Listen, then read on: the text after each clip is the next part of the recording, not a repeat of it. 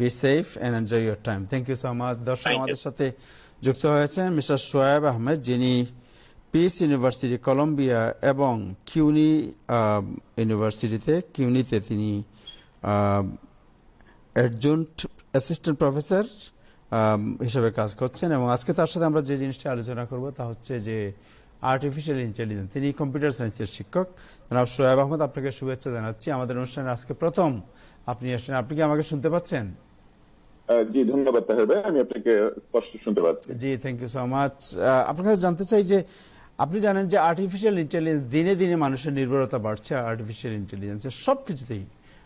Artificial intelligence আগে যেখানে মানুষ নির্ভরতা ছিল, সেই নির্ভরতা আস্তে দিনে দিনে কমছে। এখন ইন্টেলিজেন্স মনিটরিং সব কিছুই কম্পিউটারের উপর ছেড়ে দেওয়া হচ্ছে। সো আমি যদি আপনাকে প্রশ্ন করি যে আজকে থেকে 10 বছর পরে what would be the human utilisation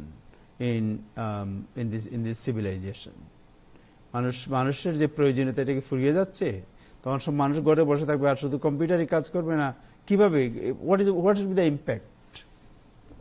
খুব চমৎকার একটি প্রশ্ন করেছেন, and pleasure to be on your program. এটা শুধু যে আমাদের কমিউনিটিতে এই প্রশ্নটি উচ্চারিত হচ্ছে তা কিন্তু না, মেইন স্ট্রিম আমেরিকা এই প্রশ্নটা খুব করে করছে, এবং অনেক উদ্বেগ দেখা যাচ্ছে বিভিন্ন ওয়ার্কফোর্সের মধ্যে যে তারা কি জব হারিয়ে ফেলবেন কিনা, আর্টিফিশিয়াল ইন্টেলিজেন্স কি তাদের জবকে ওভারটেক করবে কিনা। তো এখানে অনেকগুলো বিষয়, এটা একটি ডিবেটেবল বিষয়। ফার্স্ট অফ অল, এটা কোনো স্ট্রেট ফরওয়ার্ড অ্যান্সার নাই, even though I'll try to get to a conclusion at the end of my conversation with you. তো প্রথমে যে জিনিসটা আমাদের চিন্তা করতে হবে যে আর্টিফিশিয়াল ইন্টেলিজেন্সটা যদিও আমরা হয়তো বা গত 1-2 বছর ধরে খুব বেশি শুনছি, এটা কিন্তু এত নতুন কোনো বিষয় না। এটার যদি অরিজিনের দিকে আপনি তাকান, এটার origin is as old as computer itself. Computer বা মেইন ফ্রেম কম্পিউটার, যেটা দ্বিতীয় বিশ্বযুদ্ধের সময় 1940, 50, 60 দশকে উদ্ভব হয়েছে, যে নলেজটাকে শেয়ার করার জন্য। তখন যেহেতু একটা অ্যাটমিক যুদ্ধের একটা আশঙ্কা ছিল, এবং অ্যাটমিক কোন যুদ্ধ যদি হয় তাহলে যেন ইউএস এর সব ইন্টেলিজেন্স যেন ধ্বংস না হয়, যে জন্য ডিস্ট্রিবিউটেড সিস্টেমের চিন্তা থেকেই কিন্তু ইন্টারনেটের আবিষ্কারটা হয়। এবং ইন্টারনেটের এই আবিষ্কারের তখন থেকেই কিন্তু আর্টিফিশিয়াল ইন্টেলিজেন্স, লাইক 1950s-এ অ্যালেন টুরিং, যাকে আর্টিফিশিয়াল ইন্টেলিজেন্সের জনক বলা হয়, উনি কিন্তু অলরেডি একটা পাবলিশ করেছিলেন কম্পিউটার মেশিনারিজ এন্ড ইন্টেলিজেন্স নামে, যে কিভাবে একটা ইমিটেশন গেম নামে একটি থিওরি দিয়ে উনি কিন্তু এই থিওরিটা তখন থেকে দিয়েছেন, এবং আর্টিফিশিয়াল ইন্টেলিজেন্স তখন থেকেই ডেভেলপ করছে। বিষয়টা আমি এই কারণে বলছি যে আমাদের যে রিসেন্ট তাহলে উদ্বেগটা কেন, আগে থেকেই উদ্বেগটা না কেন। এটার একটি বড় কারণ হচ্ছে আর্টিফিশিয়াল ইন্টেলিজেন্স এবং জেনারেটিভ আর্টিফিশিয়াল ইন্টেলিজেন্সের মধ্যে পার্থক্য। আমরা যেটা এখন চ্যাট জিপিটি আসার পরে, গত 1-2 বছর ধরে চ্যাট জিপিটি আসার কারণে আমরা অনেক বেশি এটা নিয়ে আলাপ করছি, বা অনেক কোম্পানি আর্টিফিশিয়াল ইন্টেলিজেন্সকে অ্যাডপ্ট করতে চাচ্ছে। এবং চ্যাট জিপিটি যেহেতু জেনারেট করতে পারে কন্টেন্ট, ওই জন্যই উদ্বেগটা আসছে যে হিউম্যান যেটা জেনারেট করতে পারছে, একটা কবিতা লিখতে পারছে, একটা ছবি আঁকতে পারছে, আর্টিফিশিয়াল ইন্টেলিজেন্সকে বললে তারা অল্প সময়ে আরো ভালো কাজটি করে দিচ্ছে। এবং কোনো কোনো কম্পিটিশনে দেখা যাচ্ছে আর্টিফিশিয়াল ইন্টেলিজেন্স আঁকা ছবিটা ফার্স্ট প্রাইজ পেয়ে যাচ্ছে। তো এইসব কারণে উদ্বেগটা আসছে।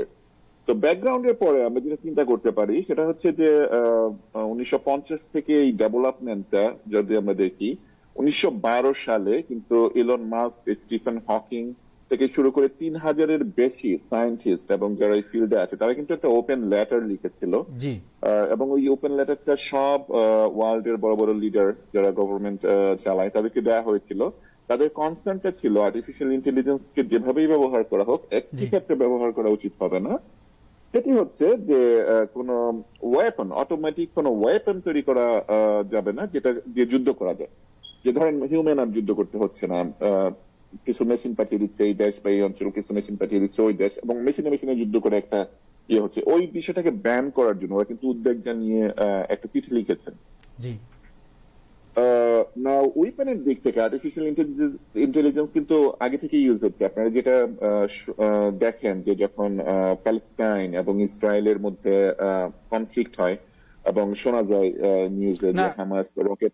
আর্টিফিশিয়াল ইন্টেলিজেন্সের যে বিষয়টি, এটা তো সবাই জানি আমরা, বাট আমার কথা হচ্ছে যে the way we are moving and going to B dependent on artificial intelligence, তাতে একটা হলো দুইটা জিনিস আসছে প্রশ্ন। একটা হচ্ছে যে আর্টিফিশিয়াল ইন্টেলিজেন্সের কারণে আমাদের প্রাইভেসির অবস্থা কি, আর একটা হচ্ছে যে হিউম্যান ইউটিলাইজেশন, যেটা যে আমরা মানুষই কাজ করতে আগে সবসময়, এখন কোনো জায়গায় আর্টিফিশিয়াল ইন্টেলিজেন্স, কোনো জায়গায় আপনার রোবট। সো এই অবস্থার মধ্য দিয়ে যখন যাচ্ছে, so what is the future of human utilization? জি, আমি ওটাতেই আসছি। আমি 2 মিনিটের মধ্যে এই টপিকটাতে চলে আসবো আর কি।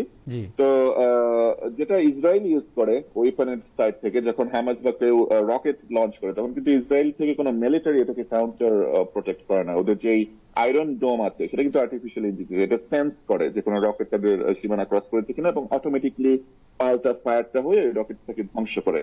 তো এতগুলো কথা বলার মানে হচ্ছে আর্টিফিশিয়াল ইন্টেলিজেন্স অলরেডি ছিল, আমরা এটাকে রিকগনাইজ করি, আমরা এটাকে আলাপ করি, আমরা এটা নিয়ে প্রশ্ন করি, না করি আর না করি, এটা কিন্তু অলরেডি ইউটিলাইজ হচ্ছে। এখন ডে টু ডে লাইফে আর্টিফিশিয়াল ইন্টেলিজেন্স আমরা ইউজ করছিলাম কিনা, even though we are not conscious যে আমরা ইউজ করছি, সেটাও কিন্তু হয়েছে।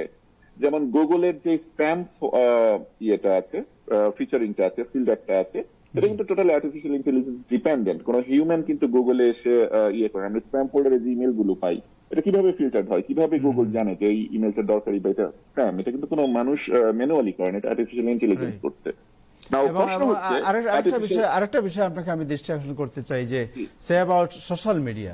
সোশ্যাল মিডিয়াতে আপনি যে জিনিসগুলোতে বেশি লাইক করবেন, যে জিনিসগুলো বেশি ভিজিট করবেন, আপনার টাইমলাইনে ওই বিষয়গুলি বেশি আসবে দেখা যায়। হ্যাঁ, আপনি মানে দ্যাট মিনস আর্টিফিশিয়াল ইন্টেলিজেন্স বুঝতে পারে যে আপনার আগ্রহ কোন জায়গায় বেশি আছে। অফকোর্স সেম থিং নেটফ্লিক্সে হচ্ছে। আপনি যে ধরনের মুভি দেখবেন, আপনাকে কিন্তু সাজেশন দিবে যে ওই ধরনের মুভিগুলো আপনি লাইক করবেন, বা তারা অলরেডি বলে স্ট্রিমিং মিডিয়া গুলো যে we think this program you will like. কে থিঙ্ক করে? এটা কিন্তু আর্টিফিশিয়াল ইন্টেলিজেন্সই থিঙ্ক করে। অ্যামাজনে যখন আমরা কিছু কিনি, তখন নেক্সট সাজেশন গুলো দেয় যে তুমি মনে হয় এটার সাথে এটা বান্ডেল করতে পারো। ওই সাজেশন গুলো কে দেয়? এগুলো কিন্তু আর্টিফিশিয়াল ইন্টেলিজেন্স দিচ্ছে। তো সেটাই, আপনি আপনার পয়েন্টে ঠিকই আছে যে আমরা আর্টিফিশিয়াল ইন্টেলিজেন্স নিয়ে উদ্বিগ্ন হই বা না হই, আমরা কিন্তু আর্টিফিশিয়াল ইন্টেলিজেন্স অলরেডি ইউজ করছি, বিগ টেক গুলো ইউজ করছে। নাও প্রশ্নটা হচ্ছে যে গুগল কি তাহলে মানুষজন ছাঁটাই করে দিয়েছে এই আর্টিফিশিয়াল ইন্টেলিজেন্সের মাধ্যমে স্প্যাম ফোল্ডারটাকে বিল্ড করার জন্য? তা কিন্তু গুগল করেনি, আরো বেশি ইঞ্জিনিয়ার নিয়েছে। অ্যামাজন, ফেসবুক বা কোন সোশ্যাল মিডিয়া কি তাদের কম এমপ্লয়ি ছাঁটাই করে দিয়েছে যে আমরা এখন আর্টিফিশিয়াল ইন্টেলিজেন্স ইউজ করছি, আমাদের এমপ্লয়ি দরকার নেই? তা কিন্তু হয়নি, তারা অনেক বেশি এমপ্লয়ি বাড়িয়েছে। নাও আমার ব্যক্তিগত অবজারভেশন হচ্ছে আর্টিফিশিয়াল ইন্টেলিজেন্স মানুষের পার্টনার হবে, মানুষের কম্পিটিটিভ হবে না। আর্টিফিশিয়াল ইন্টেলিজেন্স 24/7 365 ডেজ কাজ করতে পারে, এটা যেমন এটা সুবিধা, এটা কিন্তু কিন্তু অসুবিধাও আছে। একটা অসুবিধা হচ্ছে যে হিউম্যান বা বিশ্বচক্র চলেই হচ্ছে কমিউনিকেশনের উপর। আর্টিফিশিয়াল ইন্টেলিজেন্সের মধ্যে কিন্তু এমপ্যাথি নাই। আমি যে হিউম্যান কমিউনিকেশনে আমি যে এমপ্যাথিটা নিয়ে আসতে পারবো, এবং এটার কারণেই কিন্তু হাজার হাজার মানুষ মুভ করবে। কেন একজন নেতার স্লোগানে বা বক্তৃতায় পুরো জাতি ঐক্যবদ্ধ হয়ে যায়? কেন? এটা কিন্তু আর্টিফিশিয়াল ইন্টেলিজেন্স করতে পারবে না, কারণ তার এমপ্যাথিটা নাই। তো আর্টিফিশিয়াল ইন্টেলিজেন্স কোনো নেতাকে কখনো রিপ্লেস করতে পারবে না। আপনার এক কথা যদি বলে, এটা সুন্দর পয়েন্ট, যে artificial intelligence will not be competitor of the human being, rather they will assist the human to right. জি, মানে অ্যাচিভ দ্য গোল। এটা মানুষকে পার্টনারশিপ করবে আর কি। মানুষ যে কাজ করতো, ডক্টর যে কাজগুলো আগে ম্যানুয়ালি করতো, এখন একটি সার্জারি বা অপারেশন সে ম্যানুয়ালি হাত দিয়ে দেখে করতো, আর্টিফিশিয়াল ইন্টেলিজেন্স বা রোবোটিকের সাহায্যে সে আরো নিখুঁত ভাবে করতে পারবে, আরো কম। তার এখন 14টা সেলাই করতে হবে না, সে একটা পুটু দিয়ে এটা পুরোটা করে ফেলতে পারবে, সে ভিতরে অনেক কিছু দেখতে পারবে। একজন ইঞ্জিনিয়ার যে আগে কোডিং লিখতো, সে আগে ম্যানুয়ালি সব টেস্ট করতে পারতো, বাগ দেখতে হতো, এখন আর্টিফিশিয়াল ইন্টেলিজেন্স তাকে হেল্প করবে, তাকে সাজেস্ট করবে যে তুমি এইভাবে কোড লিখো বা নেক্সট কোডের সলিউশনটা এটা হবে। তো আর্টিফিশিয়াল ইন্টেলিজেন্স সাপোর্টিং সিস্টেম হিসেবে থাকবে, এটা মানুষের পার্টনার হবে, এটা কম্পিটিটর হবে না। এটা আমার observation. But having that said, কিছু জব অবশ্যই ট্রান্সফর্ম হবে আর্টিফিশিয়াল ইন্টেলিজেন্সের জন্য, এবং সেটা কিন্তু আর্টিফিশিয়াল ইন্টেলিজেন্সের দোষ না, এটা কিন্তু এনি ডিজিটাল ট্রান্সফরমেশনে কিছু জব এলিমিনেট হয়। আপনি চিন্তা করে দেখেন যে কোডাক, ফুজি ফিল্ম, এগুলো কিন্তু বিলিয়ন ডলার কোম্পানি ছিল, এই 90s ছিল, 2000-তেও ছিল। এরা কিন্তু এখন নাই। কেন নাই? কারণ হচ্ছে ডিজিটাল ট্রান্সফরমেশন হয়েছে। এখন আর আমরা ওই যে ফিল্ম যেটা আগে ছিল, যে ক্যামেরাতে ফিল্ম দরকার হতো, এই ফিল্ম কিন্তু আমরা ইউজ করি না, সব ডিজিটাল ক্যামেরা। সুতরাং ওই কোম্পানিগুলো কিন্তু চলে গেছে, বা তারা অন্য কোনো বিজনেসে নিয়েছে। Nokia, very recent example, Nokia কিন্তু এই 10 বছর আগেও হট কোম্পানি ছিল, multi-billion dollar, if I'm not mistaken, they were over $36 billion yearly revenue in company. তারা কিন্তু অনেক ডিক্লাইন করেছে স্মার্টফোন আসার কারণে। 2007 যখন আইফোন এলো এবং স্মার্টফোনের বিপ্লব হলো, বাটন ফোন গুলো কিন্তু সব হয়ে গেছে। আর্টিফিশিয়াল ইন্টেলিজেন্স না, digital transformation already change the trajectory of the business, already change the trajectory of human profession. Now কিছু জব এবং টাইপরাইটার, যেটা আমরা 90s সবাই টাইপ রাইটিং করতো, টাইপরাইটার তো উঠে গেছে, কারণ কম্পিউটার চলে এসেছে, পার্সোনাল কম্পিউটার চলে এসেছে, সবাই এখন কম্পিউটার ইউজ করছে, তাই না? তাহলে ওই জবগুলো কি হলো? ওই জবগুলো তো আইদার তাদেরকে ট্রান্সফর্ম করতে হয়েছে, ফিল্ম রিলেটেড ক্যামেরা তৈরি করতো, তারা এখন ডিজিটাল ক্যামেরা তৈরি করতে হচ্ছে। যারা বাটন বেসড ফোন তৈরি করতো, তারা এখন যেতে হবে স্মার্টফোনের দিকে। যারা টাইপরাইটার বেস ছিল, তাদেরকে এখন কম্পিউটার ম্যানুফ্যাকচারিং দিকে যেতে হবে। এই ধরনের ট্রান্সফরমেশন গুলো যুগ যুগ ধরে হয়েছে। আর্টিফিশিয়াল ইন্টেলিজেন্স কিছু জব অবশ্যই ট্রান্সফর্ম করবে, for sure. Thank you so much, thank you আপনার বিউটিফুল প্রেজেন্টেশনের জন্য। Anybody have any question? Ibrahim কুকন অর মেনন? না, এটা চমৎকার ভাবে বলেছেন শোয়েব আহমদ। আমরা মনে করি যে এটাই আশাই করি যে ইন্টেলিজেন্স যে বিষয়গুলো আসতেছে, ইঞ্জিনিয়ারিংটা, এটা মানুষকে সহযোগিতাই করবে, মানুষকে রিপ্লেস করবে না। জি, উনি যেটা বলছে যে মানুষের সহযোগী হবে, মানুষের প্রতিযোগী হবে। Right, this is very good. সহযোগী, এবং আমরা আমাদেরকে সেই সহযোগিতা নেওয়ার জন্য নিজেদেরকে প্রস্তুত করবো, আমরা যে পেশায় থাকবি, এবং এটা প্রতিটি পেশায় এটা কাজ করবে। এবং আমার মাথার চুল কেটে দেওয়ার জন্য তো আর ওই আর্টিফিশিয়াল ইঞ্জিনিয়ারিং কাজ করবে না, এটা একজন হ্যান্ডিম্যানই করতে হবে। না, মাথার চুল কাটার কাজ ইতিমধ্যে শুরু হয়ে গেছে আপনার, আপনি চাইলে করতে পারেন, মাথার চুল কাটতে পারেন। Thank you so much. এটা হচ্ছে বড় কথা কি, আমরা যখনই আপনার এই ধরনের রেভলিউশন যখনই হয়েছে, ইন্ডাস্ট্রিয়াল রেভলিউশন যখন হয়েছে, তখন এই একই প্রশ্ন উঠেছিল। যে কোনো মেশিনারিজ এর আবিষ্কার যখন হয়েছে, একই প্রশ্ন উঠেছিল। কিন্তু আলটিমেটলি ম্যান এন্ড মেশিন একসাথে কাজ করেছে। এখন ম্যান এন্ড আর্টিফিশিয়াল ইন্টেলিজেন্স একসাথে কাজ করতে, এটাই স্বাভাবিক। তো আসলে যেটা করতে হবে সেটা হচ্ছে যে নিজেকে আপগ্রেড করতে হবে, নিজেকে প্রস্তুত করতে হবে, এটার ব্যাপারে থাকবে, ইগনোরেন্ট হবে, তাদের জন্য বিপদ। তারা যেন ইগনোরেন্ট না হয়ে বরং শিখে নেওয়াটা, এটার সাথে নিজেকে খাপ খাইয়ে নেওয়াটা, এটাই একটা বুদ্ধিমানের কাজ, স্মার্ট মুভ।